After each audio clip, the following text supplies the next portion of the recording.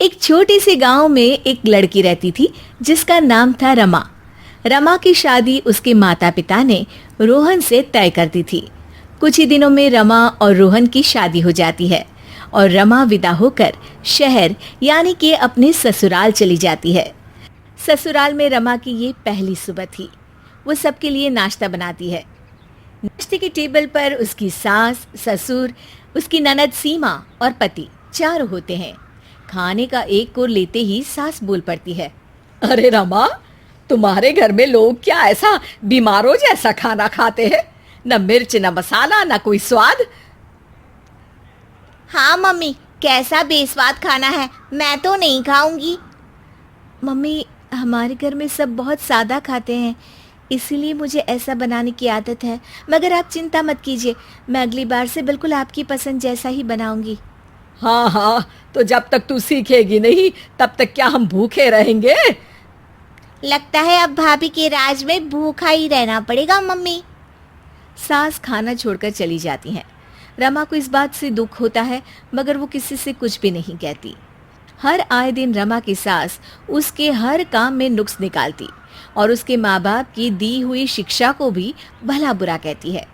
एक दिन जब रमा बाजार से खरीदारी कर घर लौटी तो सामान को देखकर उसकी सास और सीमा बोल पड़े, अरे मम्मी देखो तो, भैया के पैसों पर तो शॉपिंग करी जा रही है।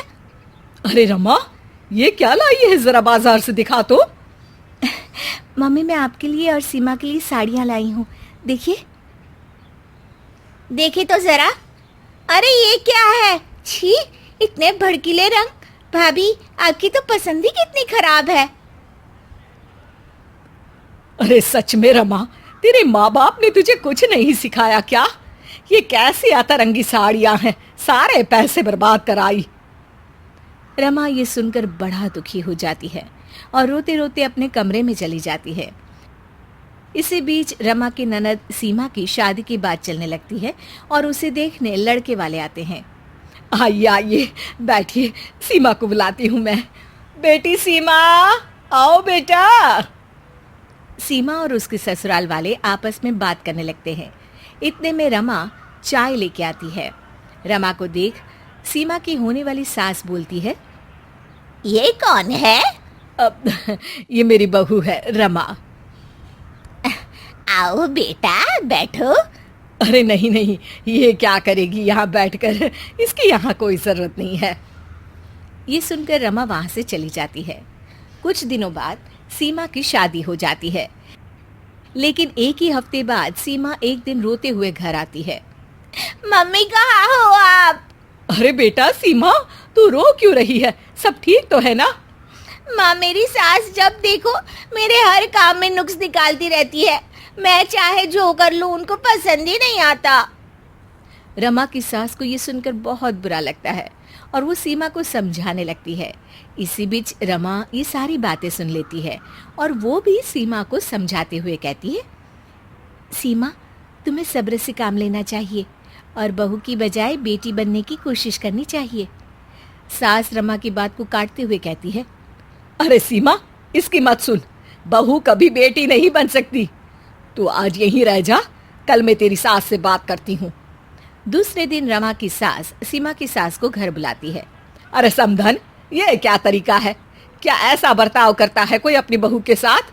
मेरी बेटी तो इतनी प्यारी है, इतनी अच्छी है, आप उसके साथ ऐसा व्यवहार क्यों करती हैं?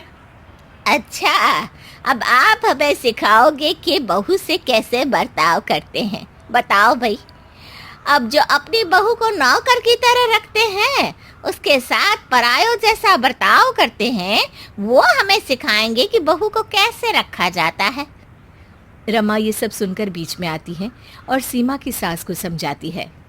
समझदार रमा की बात सुन सीमा की सास सीमा को वापस हंसी खुशी उसके घर ले जाती है। रमा, मैं बहुत गलत थी जो तुम्हें बेटी नहीं समझती थी, लेकिन तुम तो बेटी से भी बढ़कर निकली।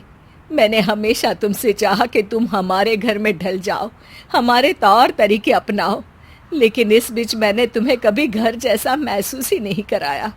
मैं सोचती थी कि बेटी कभी बहू नहीं बन सकती, लेकिन तुमने मुझे गलत साबित कर दिया।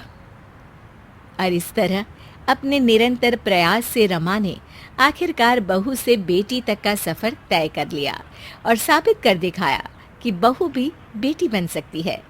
जरूरत है तो बस उससे बेटी जैसा व्यवहार करने की।